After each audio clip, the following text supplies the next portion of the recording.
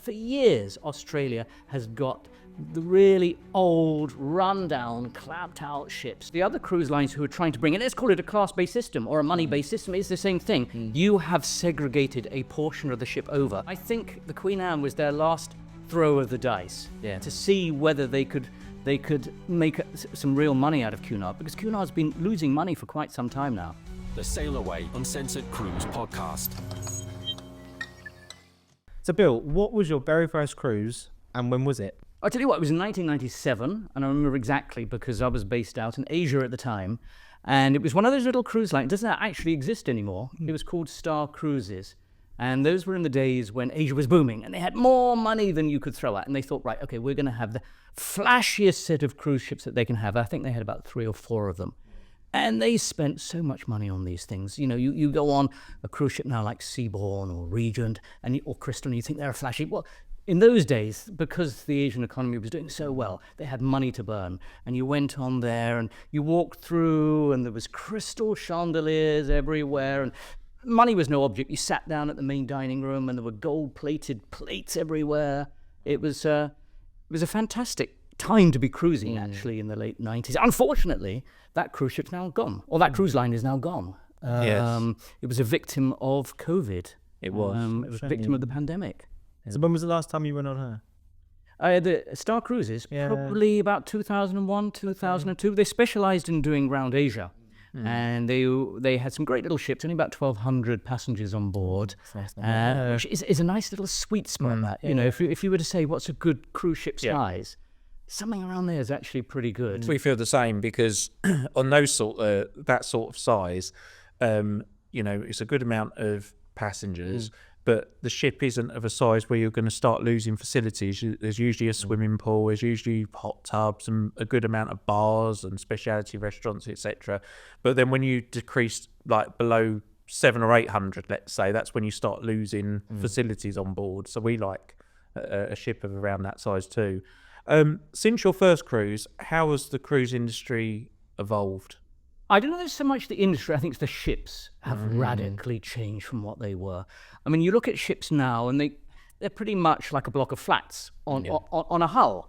And you look at them and it's almost like a Lego. You know, they go up at the front, all the way to the back, and then down again at the stern. And you think it doesn't look like a ship. Now, looking like a ship doesn't necessarily matter if it feels like a ship on board.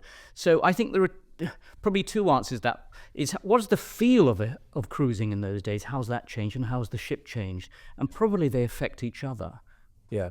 I would say that ships today are not as pretty to look at as ships of the past. No. I mean, we often look at ships in port, and I would agree with you. They do just look like a block of flats, and, you know, as you know, you get a class of ship, and then that cruise line will knock out 10 of them, and they all look the same. Whereas I think ships of the past, like SS Rotterdam and QE2, they're just so unique. And they're beautiful. You look at particularly the 50s. I think the 50s was a fantastic era for doing cruise ships or cruise lines, because they weren't cruise ships in those days. They were liners. You know, things like the Leonardo, which was an Italian ship. Beautiful, very similar, in fact, to the Queen Mary II. Maybe the Queen Mary II is the last ship that came out that was done in the traditional way. You know, beautiful bow, beautiful stern, the lines of it was aerodynamic. They looked sleek. They were almost like a Jaguar sports car of cruise ships. They just don't look like that anymore. No, and one feature of older ships that we love is a tiered stern, and how rare are they these days? And it's because cruise lines, they give those angular sterns because they're trying to maximise as many cabins on board as possible, pack it out as much as they can. And it really does take away from at least the look of the ship, I think. Well, the example was Fred Olsen at Borealis. They used to have a pool at the aft, didn't they? And one of the last things that Carnival did to it was they removed the pool to put some cabins in. And it is a shame. So many older cruisers reminisce about the golden age of cruising. From your perspective, what defined that era, and do you think it still exists in some form today? Probably not, because if you ask most people when was the golden age of cruising, they would say 50s and 60s. But you've got to be careful when you say cruising, because it wasn't cruising in those days. They were ocean liners. I mean, they were literally going from point A to point B, which is where the name liner comes from. You were going on a line from A to B. Yeah. Like they were going from Southampton to New York, or they were going to Australia, or they're going to South Africa. Cruising itself probably didn't come into how we recognize it until the 60s or the 70s, but it was a very, very different feel. Nowadays, when you go on a cruise ship, it's almost like a resort at sea. People like the all-inclusive resorts, or they want the facilities on an all-inclusive resort, and so those have ended up on a ship. A ship really is a floating version of an all-inclusive resort that you might see anywhere around the world. Back in those days, they weren't cruise ships because they went on a straight line or in a certain direction. Totally different makeup to how the ships used to be. You didn't see a lot of the features that you see on now. You used to get on, there used to be like a ticker tape parade. There used to be sail away parties. I think people used to get quite excited because there weren't that many cruise ships in those days. I mean, now I think at last count there's 370 cruise ships. Yeah. Back in the day, after the war, 50s and 60s, there were far, far fewer. Yeah. It was an event. It's a bit like if you see how flying was. I put out a video a few months ago about how flying used to be in the golden days, and you can probably say the same thing about how flying used to be as how cruising used to be. It was an event. People used to dress up. It was unusual because it wasn't an everyday situation that people went on a cruise ship. You look forward to it months in advance, years in advance. Yeah. There was an expectation. You went on, you dressed up a little bit, you wanted to look smart at dinner, you wanted to look your best. Nowadays, cruising is a much more everyday event than it used to be. So do you think it's lost its charm? I think people probably want something different out of a cruise now than they did in those days. Now I think people want to go on there. They want to maybe have the theme park rides. They want to have the 3D attractions, 4D attractions. They want the kids to be entertained. I think people go on a cruise now for a very different reason than they did in the past. I think what I would say is, yes, there are people that are looking for something like that. But I also think that there's a lot of people that have been left behind or a bit neglected that still want what they used to be able to get in the past. I believe we're of that mind. And I think you are a little bit too, like something a bit more traditional in the experience that you get on board. I'm not overly concerned about whether a ship has bumper cars on it or a roller coaster. I'm more about whether the service is going to be living up to expectations and the food is of a good quality and stuff like that. Would you agree? I would. And, things go in full circle. There was a period about 5-10 years ago where they were trying to jam as many facilities on as they conceivably could. Let's take Norwegian Cruise Lines with their Prima and Viva. They put go-kart tracks on. They put in, the latest ship that's coming out, the Aqua, they've taken the go-karts out. So they're not going to be on there anymore. So people have realized, hang on a minute, are you supposed to literally throw everything at the wall and hope that one of those attractions are going to work? Or do you try and plan the ships a bit better and think, hang on, what do people actually want? And so cruise lines sometimes make the mistake, I think, of trying to literally cram everything on there without thinking, is it going to make for a good cruise? Is it going to make for a good holiday? Cunard, for example, is it as luxurious as it used to be? I tell you what, I brought something here for you. Okay. I just came off the Queen Anne. I tell you what, there we are. Because Cunard, I think, is probably one of the best examples, right? Okay. Yeah, look there. Cunard's branded sparkling wine. Yeah. Okay. Because they just changed. They never used to be called that. I thought we might open one and we can all decide whether we think it's a good sparkling wine or not. I've tried it. I've tried it. I tell you what. I've tried I it. tell you Have what, you brought I glass? even Okay. came with the glasses. We might as well. We have might it. as well. We're not, Well, we're let's have not, its we're not nose. cruising anywhere this afternoon, are we? No, not at all. Well, let's bring it on, and we won't tell anyone that we're drinking in this office, will we, Harry? Oh, I see. But it's fine. It's fine. There we are, because this, one of the reasons I brought this was because this is an archetypal thing that people used to go cruising for in, say, the 50s and 60s and things which are getting phased out, you see. And Cunard is one of the few cruise lines which still do it, but it's just about the only little throwback that Cunard do anymore. A lot of the things that Cunard used to do have gone by the wayside, but they still give one of these. They're not very big though, are they? Look, They're not very big. It's not a full size, is it? No. These used to be called on Cunard. They used to be Polacker. I think that's how you pronounce it. Sorry, somebody is going to call in and say I've murdered that German pronunciation. Look, But they've now put a Cunard label on it. Because we got given that when we stayed in Queen's Grill. But you Hang pay on. for that. Yeah, you pay for You get given it in Queen's Grill. Were you in Queen's Grill? We went on Queen Mary 2, yeah. did Queen's Grill, and that Did you was, stick it? I thought it was absolutely fantastic. Brilliant. Do you think it was worth the extra money? Yes, I do. I think it's some of the best service we've had at sea, and some of the food that we ate in the main dining is some of the best food we've ever eaten, not just at sea. So, Did you eat the sort of things that you're supposed to? Did you have your sort of crepe Suzette sort of yes, and that was done at the table. Done at the table, like and tradition when we was, ordered cheese and biscuits, it did actually come on a trolley, and there was more than 4 options to choose from, and it wasn't all just Dutch cheese. Because that's the thing that Cunard still says that they pride themselves on is literally being able to order everything. You know, from your Bombay duck to your lobster thermidor. And caviar, you can still order caviar that in there, Queen's Grill. yeah. Through the caviar? No, we're not actually a big fan of it. We didn't, but others did. It is available. So for us, actually, Princess Grill would probably make more sense because you don't get your caviar with Princess Grill, and I don't think you get lobster. Actually, I don't really like the Queen's Grill on the Queen Anne. I think It's a corridor. Isn't It's it? a corridor. It's a train compartment. Now, obviously, there are going to be knives at dawn now because you say anything negative against Cunard, and they're likely to send the hit No. squad out Look, to you in the middle of the night. I'm on your team with this. I With say Queen bring Anne. it on. Yeah, Queen Anne. I think I see what they did with it. I don't agree with what they did with it, but I understand they wanted to modernise Cunard with a new ship, and I'm going to say something really confrontational. I'm going to say the true Cunarder is actually someone that actually dislikes Queen Anne because it isn't anything remotely like Cunard. that's it's not. I think I know who you're going to say. Are we saying it? Go on. Stephen Payne? What do you mean? Would I be fairly close to that one? No, he doesn't think that she's traditional in the sense of like there's no artwork. There's nothing on there that harks back to Cunard's heritage. You know, on other Cunard ships you've got paintings, you've got the corridors of the history.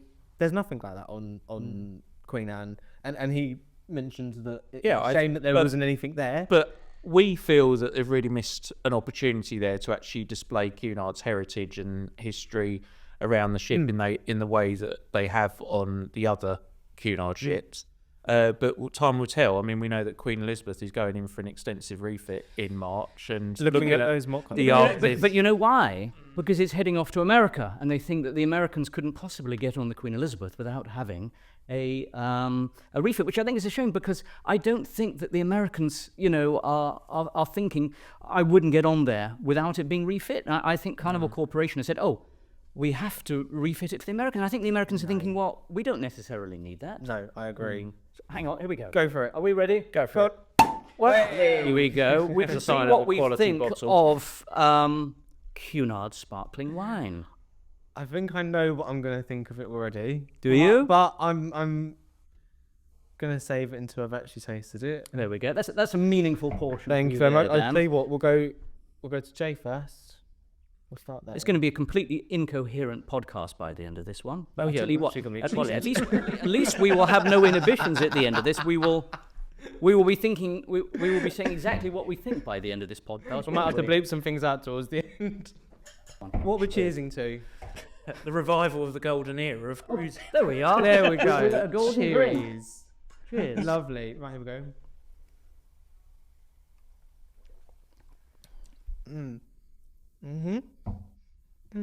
Have Cunard got a cracking sparkling wine there? What do you think? No. No.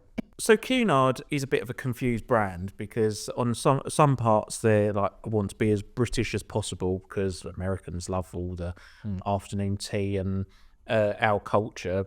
But why don't they offer like an English sparkling wine, like something actually goes with it? I don't really understand why they've sourced a really cheap bottle of sparkling wine and they think that. But playing Some devil's people advocate, won't. it's still a nice touch that other cruise lines don't do. Like you said, they've cut lots of other things, Cunard, but that still remains here. See, I think one of the reasons why Cunard still give maybe a bottle of sparkling wine is the sail away party doesn't really exist like it used to be. Yeah. Back in the day, there used to be a meaningful sail away party. You'd gather, depending on the weather, out on deck or inside, and there literally would be bubbles flowing or other drinks flowing. Very few cruise lines, with the exception of Virgin perhaps, which we might come on to in a minute, give it a meaningful sail away. It doesn't exist anymore. And it feels a bit flat. The first night you're on, there's supposed to be excitement. This comes back to how things have changed from the golden days to now. you know, in the golden days, you used to get on board and you used to be greeted in a certain way. You then used to go up and have a sail away party. Possibly there would be a gala night on the first night. You got the cruise off to a good start. Sometimes now, I think some of the cruise lines are guilty of making things a bit flat from night one. You really want to get off with a sparkle. What are the biggest reasons for why the cruise industry isn't the same today as it used to be? It's very difficult to have a good service on a huge ship. And I think if you were to ask what most people dislike about cruising is they feel that maybe the service has gone a little bit downhill. That's not to say the staff aren't well-meaning, but when you've got so many people to serve to, whether it be at dinner or in the bar, often people say, it took me 30 minutes to get a drink. That's generally because there aren't enough staff. And they're cramming so many people on. Let's take Cunard again, for example. The Queen Mary 2 is actually slightly bigger than the Queen Anne. It's only got just over 2,000. Queen Anne's got 3,000. And you can tell the difference. That's an extra 1/3 more people. Yeah. And it's difficult to get round everybody. You mentioning Queen Mary 2, it is drastically different. So rather than looking at capacity, we tend to go by passenger space ratio. And Queen Mary 2's is 54 cubic feet per passenger, whereas Queen Anne's, I believe, is in the 30s. So it's drastically different. Yeah. And Queen Anne, from what I've heard on good authority, the Queen Anne, the capacity for passengers in her main dining, the capacity, that is stronger than I thought. The capacity... Is the sparkling wine getting to you, Jay, is it? And we're only getting two sips. The passenger capacity in the main dining on board is actually 300 short of what it needs to be. Yeah. So that is forcing passengers into the specialty restaurants and the buffet. And it shows how overcrowded the ship is. But it's not fair because you're paying to go in the main dining every night if you wanted to. I think the main dining, the Britannia dining room on the Queen Anne, has probably had more comments than just about any other aspect on the Queen. Well, that's in the Queen's room. Probably those are the two major fault lines that people have with the Queen Anne. Because I think if you were to say what's changed is that when you book a cruise, you want what's on the tin. And I think that's the biggest concern. If people have a concern for Cunard, is that has it strayed away from what it's supposed to be? Because when you book a cruise, if you buy a car, you expect it to be a BMW or you expect it to be a Mercedes. You don't expect it to be something else completely different. And that would be the worry I have, is that Carnival doesn't really know, Carnival Corporation, the overall parent company, probably doesn't know what to do with Cunard. And I think they've let Cunard flounder over the last few years. If you found out your neighbour was going on QE2, oh goodness, have you heard? Next door. They're going on QE2. It must be doing I well don't for think anybody themselves. says that anymore. No, of course not. Like, if you said, we're going on Queen Victoria, it's not really... wow, that you're doing well for yourself, because I feel that the experience has been degraded so much since Carnival has taken over. It's really nothing special. And I do laugh, we touched on Cunarders and now how loyal they are to this cruise line, how they can't hear one bad word said about them.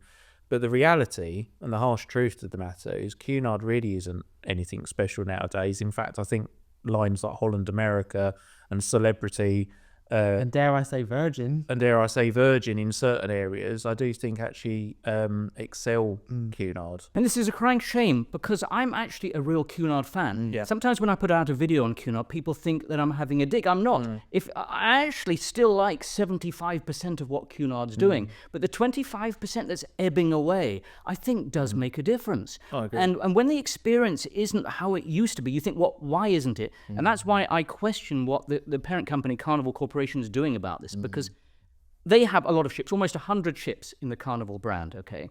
Cunard has by far the least out of any of the ships in the Carnival brand. I mean, for many years there was only 3. I mean, the last Cunard ship before Queen Anne was in 2010, when the Queen Elizabeth... It took them 14 years to bring out the next one, which was Queen Anne.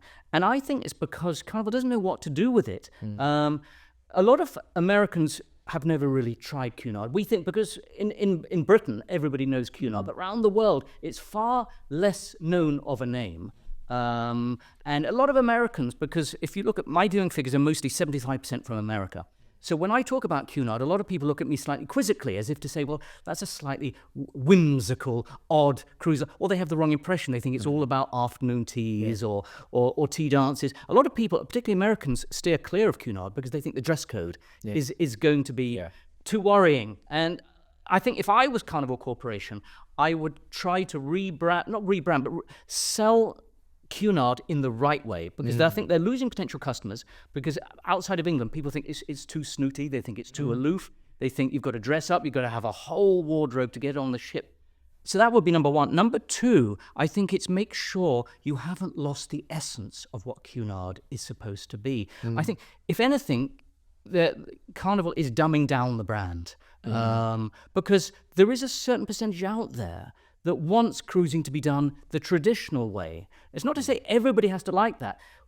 It's like anything in life. You buy a product, you want that one, you want a choice. And there's a big percentage of the market that still wants a cruise the traditional way. And I think Cunard is the cruise line that should stay traditional. And I think I would be, it's an unpopular opinion to have, but I would have much preferred if Carnival had not degraded the onboard experience and they just kept cruise fares high, so there was an option for people that was seeking that traditional cruise experience. But seeing as you can now go on Queen Victoria, for example, for like 400 quid for a 4-nighter to Amsterdam, you're getting a different sort of clientele now, and they're going on board, never experienced Cunard before. They're not aware of what used to be offered in the past, and they think, oh, you know what, this is great. We're really happy. But I think those that have experienced good service in the past with lines like Cunard, freedom dining, for example, not having the same waiter every night. How are you ever going to get that connection with your waiter in the way that you used to in the past, where you've got a different table every night?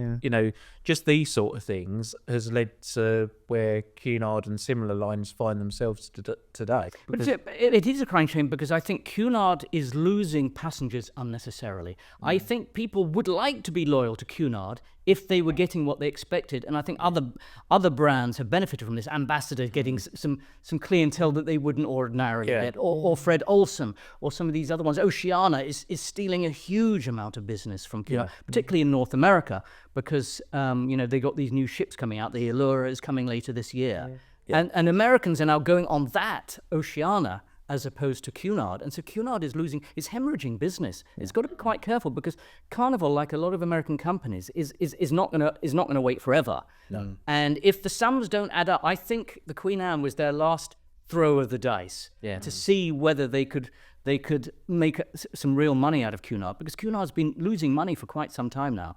And I think it's the last throw of the dice with Queen Anne, and if it doesn't work, I think Cunard as a brand could go. I think that Cunard, I think this is one of the biggest problems with the cruise industry as a whole, is how do I identify with a cruise line? And I think Cunard is in danger of losing the essence of it. There is that element of people who want to watch Downton Abbey or have a Downton Abbey type experience. They want to dress up. One of the biggest misconceptions of people who don't go on Cunard is they say, oh, it's a class-based system. Oh, you've got first class, second class, third class. You see videos coming out saying, oh, it's a class-based system.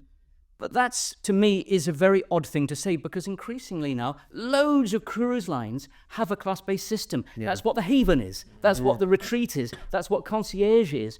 In the old days, Cunard had its first class, its second class, third class. That's exactly now what the ship within a ship has brought right back. It's a class-based system. The problem is, though, is they're going to fall behind the competition, because we're a big fan of grills, as we were saying before we started the podcast. Competition from MSC, for example, with their yacht club, and Retreat with Celebrity. These ship within a ship concepts, I feel like the cruise passenger is getting more than what Cunard can currently offer. Okay, there's a very nice looking sun deck on Queen Anne, but if you look at what you get on Queen Mary 2 and Victoria and Elizabeth, there's not many areas. I mean, there's a terrace, but there's not really any wow factors to it. Particularly on the older ships, you're right. Yeah. Because the other cruise lines who are trying to bring in, let's call it a class-based system or a money-based system, it's the same thing. You have segregated a portion of the ship over for just the exclusive customers for a very small percentage. You look at the Haven or the Retreat or the Concierge or Yacht Club with MSC, it's a tiny, you look at, sorry, I started again now. Yeah. So you look at the ship within a ship concept, you've got MSC, you've got the Retreat, you've got the Haven. If you look at it, they're taking over an increasingly larger section of the ship. Yeah. So, and only 5% generally of a cruise ship is to these ship within a ship. So 5% of the people are getting maybe 10, 20, 30% of the ship. Yeah. And everybody else is being squeezed into a smaller section like a tin of sardines. Yeah. And I don't know where this is going to end, because obviously the cruise lines are making a lot of money out of selling the ship within a ship, and everybody else is being squeezed into a lot of the MSC ships, that's the problem. You go on there, they've got 6,000 passengers, but it's 6,000 passengers squeezed in to only a few little areas.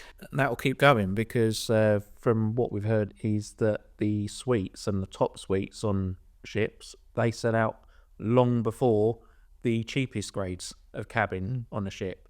So while cruise lines know that, they're just going to keep increasing the amount of suites on board and increase the suite-only areas.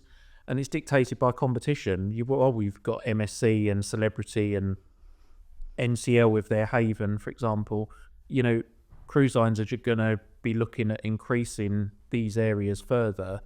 I do think that Cunard and Seabourn are a little bit out of place in Carnival's portfolio. I think I would be, if I saw it, that it was in the news in a few years' time that they'd got rid of Seabourn or Cunard, I really wouldn't be surprised. No, I wouldn't be. Because Carnival, more so even than Royal Caribbean Group and NCL, this is a company that is absolutely obsessed with profit, obsessed with the amount of passengers that they can squeeze onto their ships. You know, look at Queen Mary 2, when she had a refit at one point, or numerous ones, they started chopping away a little bit. So they turned one of the corridors underneath the main dining room into a row of cabins, didn't they? Yeah, and when she goes in for a refit, which I believe is 2026, she will, undoubtedly have more cabins fitted, I dare say. Yeah, they'll be adding all sorts of things left, right and centre. Probably if there's been the biggest complaint about the Queen Anne, as we said, is that when you get on board, I think it depends whether you're an existing Cunard passenger or not. If you haven't had a point of reference, if you haven't been on Cunard before, then you don't know what's changed. Yeah. The existing Cunard passengers who have been on the others see that the Queen's room is very different. The chart room is very different. A lot of what they've done with the Queen Anne, they've made very narrow corridors. You look at the chart room, it's very, very narrow corridor. The Queen's Grill, very narrow. Even the library, isn't that like a narrow... The library, it's a shame the library, because when I made a video about it, people didn't quite understand the layout of the ship, but the library is directly below a pickleball court. Now, to me, I mean, that's a strange decision, because the entire day, it's like a herd of thundering elephants going above your head. But then, correct me if I'm wrong, behind the library is a kids' club. There's the kids' club on one side, and the Commodore Club on the other. Yeah. And so the Commodore Club doesn't want the kids' club next to it. The library doesn't. Not to say there's anything wrong with kids, but you put the kids' club possibly in a more logical place. Yeah. Another thing with Queen Anne that's really divided opinion is the amount of specialty restaurants and opportunities for upcharging that's on board. That hasn't gone down well with a lot of Cunard loyalists. Look, I like a specialty restaurant. I like one or two. I mean, Queen Anne's got 4, I believe. But they're odd, and I think this is actually towards a lot of cruise lines now, not just Cunard. To be fair, a lot of cruise lines now are bringing in these speciality dining because it makes them a lot of money, and there's a couple of ramifications of that. Number one is that, are they really that special? Because you pay quite a lot of money for them, depending on the cruise line, it's anything from $30 right up to $100, $120. And people often don't think they're getting their money's worth. If you went to a speciality Indian dining or Asian dining on shore, it would be half the price of what you're paying on a cruise ship. And quite often they're not authentic. You go to an Asian or an Indian and people say that they're not authentic. So first of all, people are thinking these are double or triple what the cost that they should be.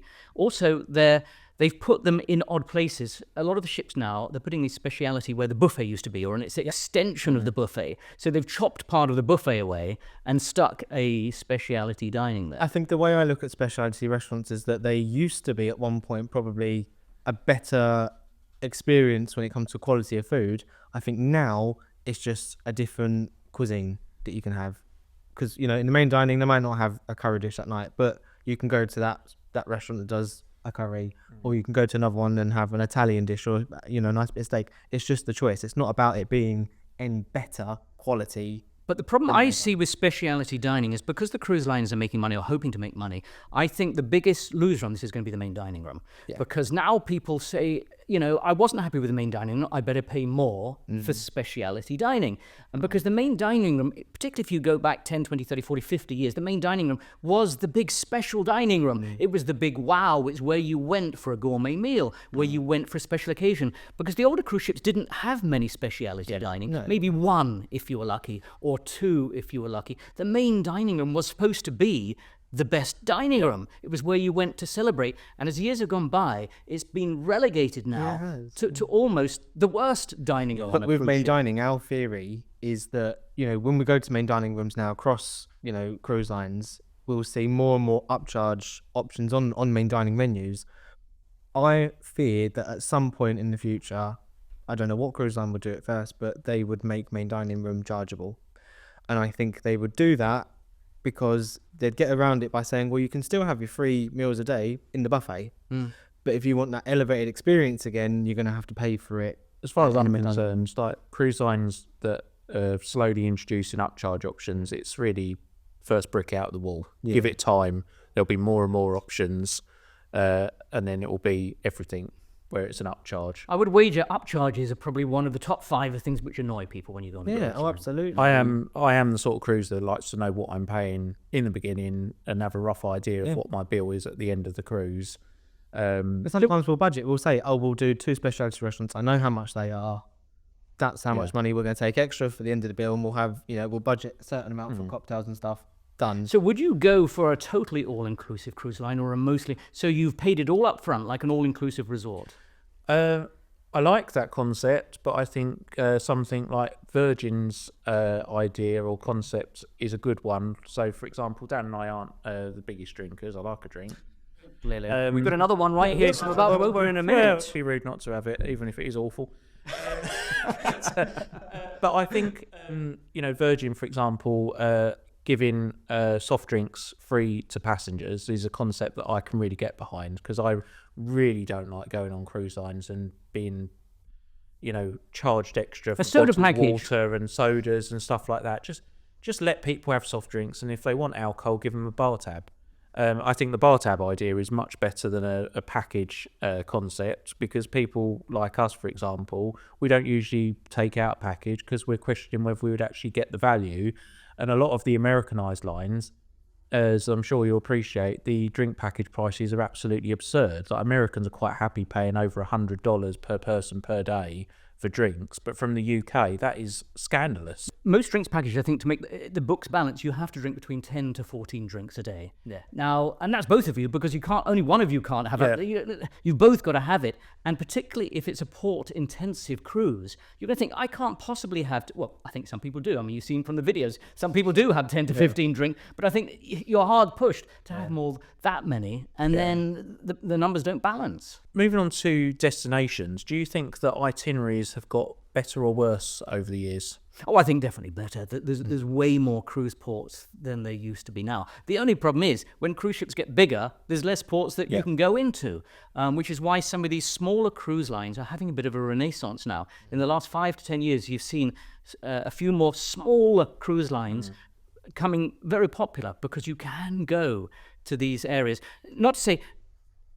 For 2 reasons, because not only can they go nearer the city, because there might be a cruise port, but it's miles and miles. How many times have we been to a destination and they say you're going to a particular port and it's 10 miles out or 15 miles out? The smaller cruise ships can get much, much closer. And so I quite like now the smaller cruise lines, because you can get so much closer. When you're only in port for 7 or 8 hours, if you're one of these mega ships, it's going to take you an hour or 2 each end of the day to get in and out.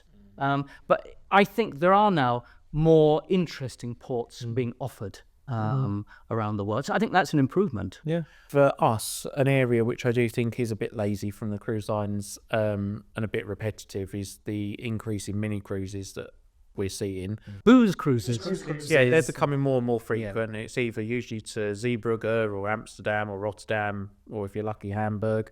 But yeah, there's a bit too many of them. And something that I've noticed, especially post-pandemic, is that cruise lines are trying to become more fuel efficient. I mean, they'll say that it's to help the environment, but the reality is fuel prices are high, so they're looking at decreasing fuel consumption.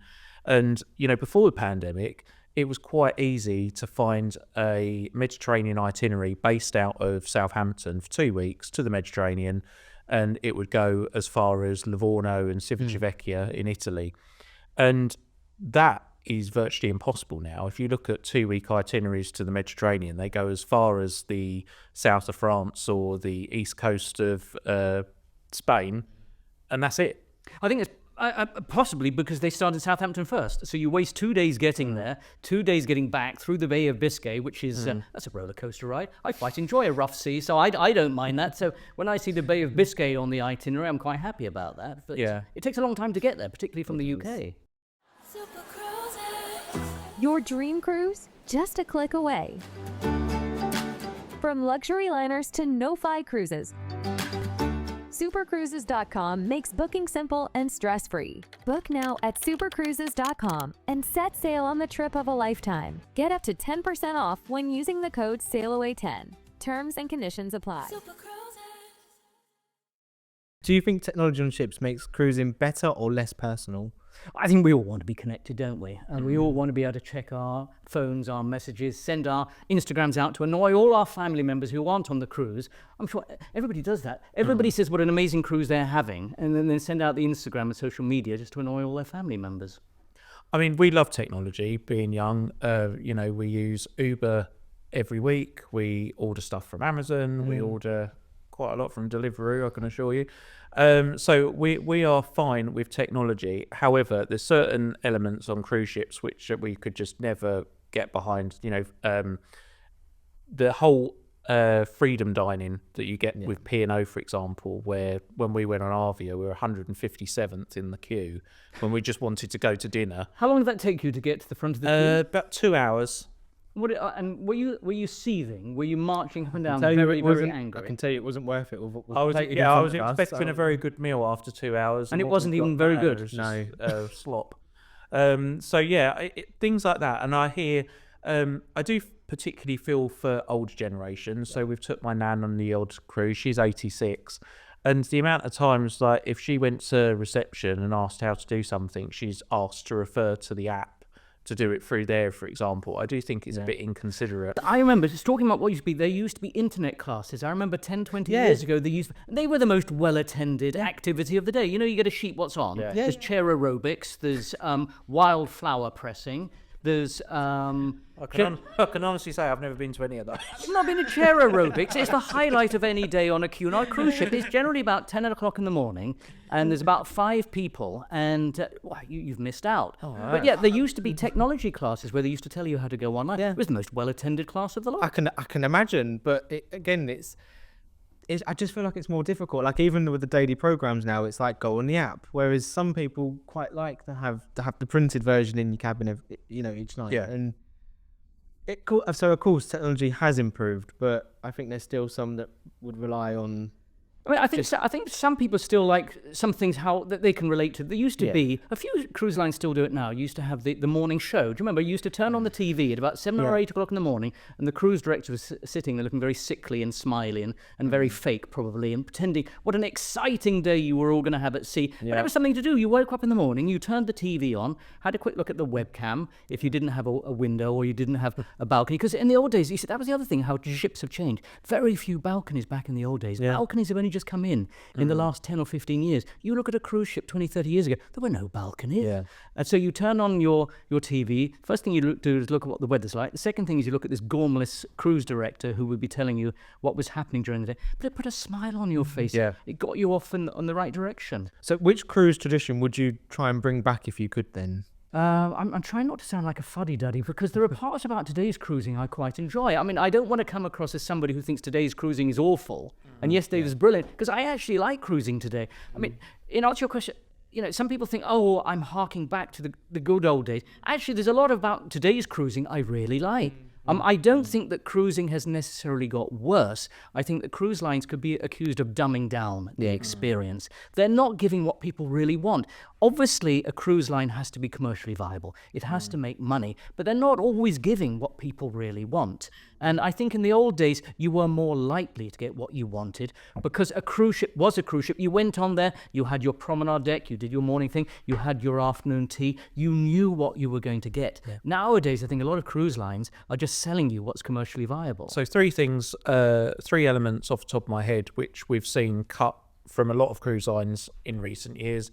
Nightly turn down service being one. That was always a cruise Do you miss tradition. the chocolates at the end of the day? I never liked the chocolates because I found that the chocolate was cheap. It's generally horrible. You'd be better off going to the buffet and getting a bit of chocolate. I'm a big fan of chocolate, as you probably guessed, but I don't really care for chocolate on my pillow. But I do like having my cabin turned down of an evening. It was something about. It was one of the things that I first fell in love with cruising when I went on my first cruise in 2005 because. Seeing that level of service when I was just 12, it really impressed me. And I was like, wow, I've just never had this before. So I think it's a shame that that's gone. I bet you what probably also impressed a 12-year-old was towel art. I bet you wondered how they made those chimpanzees. They made those elephants. Towel art, and something which I've really noticed that has disappeared over recent years is the ice sculptures. You used to go to the buffet and you used to see these wonderful ice sculptures. Or at the Arse Deck, there used to be ice sculpture classes. Gone. Like, how often do you see an ice sculpture now? rare. You barely see a carved apple, let alone Midnight buffets. Midnight buffet. That's another thing gone. A lot of cruise lines like P&O used to do afternoon tea every day in the main dining room. That's gone. I think one of the things which enhanced dining experience in the main dining room was that you had your waiter and you had an assistant waiter that would serve your vegetables and things like that. And I just think that obviously we love cruising, same as you today, but I do think that the golden era is behind us. I don't think we'll ever get back. But I tell you what, certain things have improved. I mean, I remember doing a cruise in the late 90s, early 2000s, where we went across the Tasman Sea. We started off in Auckland. We went all the way down. Beautiful itinerary. We went to see the geysers of Rotorua. We walked all our way down, and it's a notoriously rough crossing. Have you done that between New Zealand and Australia? Wow, if you like rough seas, I quite like it. I think it spices the day up. But it's a 3-day trip. It's not quite the same as a transatlantic. But I tell you what, it's rougher. It's notoriously rough. I think the Cape of Good Hope or Cape Horn might rival it, but it's seriously rough. As an ex-sailor, that wouldn't bother me at all. I'm a bit like you. I actually quite like it when the seas are rough. I like to see the ship tested a little bit. But you see, nowadays you get active stabilizers. You get things like this. And so nowadays you can get on a cruise ship, and unless it's a really bad one or a very old one, you're not really going to get tossed around. I have a few people, friends, family, who say, oh my God, it must be rough. They looked at the weather forecast, they could see where we are, and they say, oh, I bet you're having a miserable time. Generally not, actually. Cruise ships generally do pretty well. Yeah. I mean, I know Queen Mary 2 is the last ocean liner, but to be honest with you, most modern cruise ships now give a pretty flat one. But I remember when in the 90s and 2000s, that's what's changed, is that if you haven't got sea legs, you probably wouldn't have liked it. But some of those cruise ships are still knocking around. There's a huge number of 30-year-old cruise ships which are knocking around. And I think sometimes people don't realize when you've got to check whether you are the target audience for a cruise ship. I think that's the biggest mistake people who are new to cruising make, is that they look at the itinerary, fine, fantastic. They look at the cruise line to see the name, but they don't check, are they the target audience for that cruise line? Because they all give totally different experiences. You can't expect every cruise line is going to give the same experience. Carnival is going to give a very different experience to Ambassador, who's going to give a very different experience to Princess, to Holland America. Biggest mistake people make is not check, are they the right target audience for that cruise ship? Something which we did have when we were talking about how, dining in particular, how good it used to be, got a menu here from, this was actually on the SS Rotterdam in 1992, and this is only appetizers and a few entrees, but 15 options for a starter. I mean, you just wouldn't experience that today. This is from the main dining room, right? Yeah, this was the main dining. There's 15 options as an appetizer I mean, You just wouldn't wouldn't get see that it now. You Exactly wouldn't what I see was it. saying earlier on. The main dining room was the feature event. Yeah. Nowadays, cruise lines say, well, one of their speciality dining they're going to charge you $100 for or $200 for. Or you have Michel Roux come on and do some cooking demonstration. Now, the main dining room is in danger of slipping into sort of like almost a fast food outlet. And that's a crying shame. The main dining room should be good. You shouldn't have to pay up to get a good dining experience. Baked brie, I mean, that's a fantastic one. When do you see baked brie? I'd have that one. And it just Alaskan crab legs, you don't see that one. Or sole Murnia. You'd have to go to a serious ship within a ship concept to get sole Murnia It's anymore. because of the cost. They want to drive down the price per head per passenger in the main dining room, which is why you won't see these ingredients anymore. It's a shame. I mean, it's undoubtable that cruise lines are trying to appeal to those with less disposable income. I think that's the best way to put it. Whereas we said, cruising and ocean travel was a very superior way to travel back in the day. And I feel that when the cruise industry experienced financial difficulties, they had two options. It was either cut or it was increase cruise fares. And I think for a majority, it was to cut the passenger experience.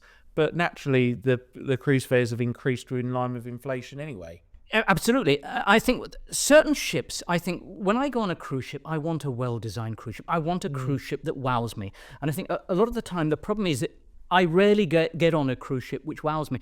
But there are some cruise lines I think are getting it right. For instance, I think the Celebrity Edge class of ship is an example of a modern-day ship that I think they've got it absolutely right. I think whoever designed the various elements, I think they gave it out to various design teams. I read somewhere that different teams did various parts of the ship. I think that's an example of a cruise line that's doing very well. I'm not here to slam modern day cruise ships. Some of them I think are doing a fantastic job, and I think the Celebrity Edge class is doing an amazing job. We'd agree with you. It's one of our all-time favourite classes of ship. I I love think the design, the feel. there's no such thing as a perfect ship. I mean, Stephen Payne said that, even about Queen Mary 2. Everything is a compromise.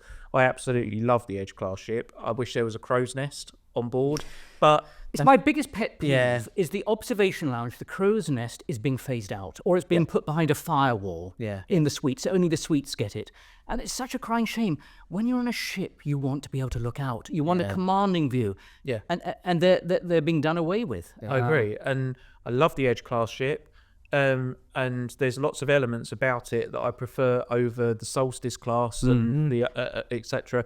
But I think seeing the removal of the observation lounge, or the crow's nest as we call it in the UK, I think it's a crying shame. I'm of the same mind as you are, that they're an integral part of a ship, and we enjoy going in them in the morning, see us come into port, and going there in the evening. We enjoy them, but cruise lines are looking at them as like another upcharge. I can put that as part of the suite experience. They do. So I can make more money, or instead of you just having maybe one cocktail in there in the evening, I can charge a fortune in a suite area. And this ship with a ship, people have got to look at the numbers quite carefully, because if you look at what it costs to go in Yacht Club or in Concierge on Disney or Haven or Retreat, it's getting very close to going on a premium cruise line. We've said that. It could cost you $3,000, $4,000, $5,000 or pounds to go on Yacht Club, depending on how long it's for. And then you could get yourself on Regent, you could get yourself on Crystal, you could get yourself on Seabourn, and then you have to say, well, why would I limit myself to a small portion of the ship on Yacht Club when I could get the whole ship, which is a You've five-star done experience? exactly the same. I am a very, very big fan of Queen's Grill with Cunard. I'm a very big fan of Retreat with Celebrity. But we very rarely do them, because most of the time, unless you can come across a stonking deal, I look at the price and I think, well, why on earth would I pay £5,000 each for a week when I could go on Regent, Ponant, Silversea, Azamara. And you get the Azamara? whole ship for $4,000 to $5,000. Exactly. Rather than that bit at the tip of the ship. And then when you come out, you say, oh my God, I've got to slum it. I've got to go through the rest of the ship. I agree. And I would argue, well, I was about to say I would argue that they've priced the ship within a ship concepts wrong, but I would imagine maybe not, because if they're able to fill those cabins, then their price is spot on. But to people like us, we'd very rarely consider doing them because we might as well just spend our money with an ultra luxury line. But on the other side of that coin, the argument of us saying, why spend that money? You could go on, a smaller luxury line. Maybe some people want the entertainment though that comes with celebrity.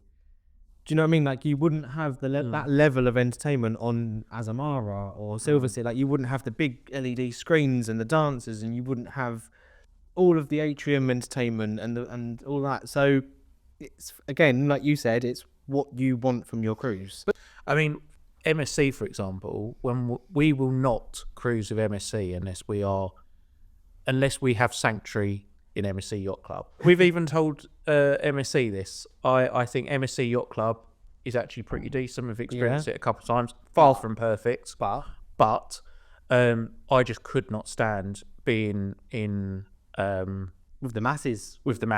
That was not my idea of fun for a holiday. It's like having you that said, level of crowd. It's packed in like sardines. We've done it. We've ventured outside of Yacht Club, and I'm like, Jesus Christ! Like you're up against people. It's just horrible. Not my idea of fun. No. Do you think that luxury cruising is becoming more accessible to people, or is it still reserved for an elite few? I think there's certainly a wide range of cruises out there, and I think that's fantastic. There's probably never been a bigger range of cruise options available. You've got everything from the super cheap Costas or MSC right up to the very expensive. I think that's fantastic. I'm all for having an open cruise market. People pays your money and takes your choice. I think it's fantastic. What's your favourite lesser-known destination that cruisers should explore?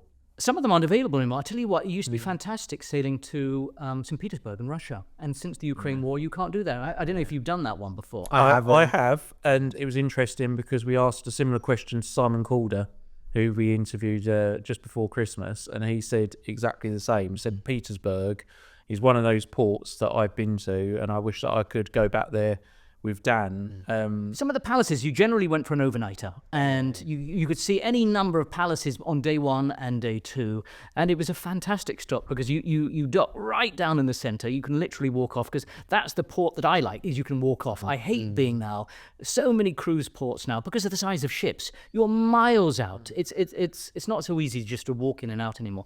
That was a fantastic one. I love Central America. I love some Latin America ones. If you can do a sailing through the Panama Canal, but try to do it through the old locks, not through the new locks. Because the new locks are nothing like the experience. But don't do one that does the entire Panama Canal, not one where it literally just goes in and comes back out again, because you don't get the full experience. My advice would be is do a cruise ship where the beam is less than 36 metres. If it's less than 36 metres, there's a very good chance you're going to go through the old lock. Panama, and exactly that. Yeah, but you start going on to like a big NCL, like when we did the Panama Canal a couple of years ago on Eurodam, there was a massive NCL ship in the new lock, and you could tell from where we were standing that the scenery was not a patch on what we were getting. It's fascinating in the old locks to see the mules going up and down and pulling you along, but don't just do a partial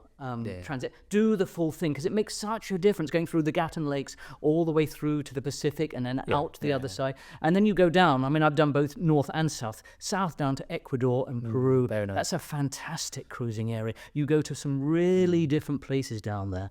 That's a beautiful itinerary. Do cruise lines send inferior ships to remote parts of the world?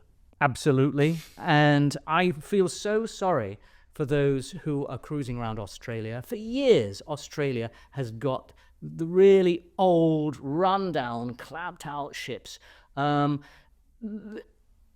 there's so much money made on the North American market, all of the brand new releases are ships that go out of Miami. Occasionally they might go out of Barcelona and do a Mediterranean one. So you'll see 90% of the new ships coming out of Miami, a few in Europe. And then it's like the run to the litter that gets sent to the other places, because there are some fantastic itineraries around Africa. Some of the cruise lines now are doing some brilliant ones out of Cape Town to various parts of Africa, to Asia, but they only get the old ships. Now, that's not to say the old ships are bad, because in fact, actually, I quite like an old ship as long as it's been maintained. There's nothing more aggravating than an old ship that's run down, that's falling apart. And so it's such a shame that they don't send decent good ships to I mean, these far-flung places. I do think that the UK is a victim of that as well, because Carnival are sending Carnival Miracle here this year. You know, why not one of their XL class ships, you know, to test it? I think they're testing the market to see what Carnival is like. Royal Caribbean, another. Why is Independence of the Seas coming back here? Why not one of their newer ships? You've got Carnival doing it. You've got Royal Caribbean sending an older ship here. If you look at the ships that are based out of here for NCL, it's I believe Norwegian Dawn's one of them, and Norwegian Star. They're donkey's years. I mean, Dawn, that often gets sent to Africa, and it does that in Madagascar and everywhere else. Now, the older ships, because they don't have these active stabilizers, they are going to rock and they're going to roll a lot more. Yeah. And so actually, you should be sending newer ships to these seas, which are going to be higher, rather than the older ones, and people just aren't going to enjoy it. However, I think the one that has got it right for this year is Holland America.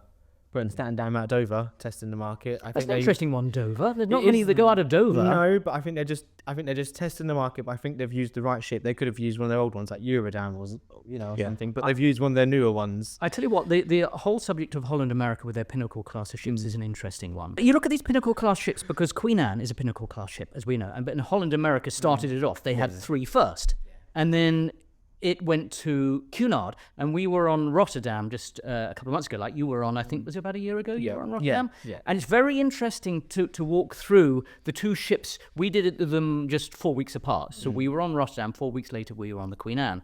And you can almost blindfold yourself and walk through from one end to the other, because the layout is the same. However, the way the decoration, the ID, and the fit out has been done is then up to each individual line. And I swear blind, Carnival Corporation gave Cunard a way lower budget to fit out that ship than they did Holland America. You've only got to go through the principal areas of Rotterdam and see the money that was spent on the furniture, the furnishings, the fit out.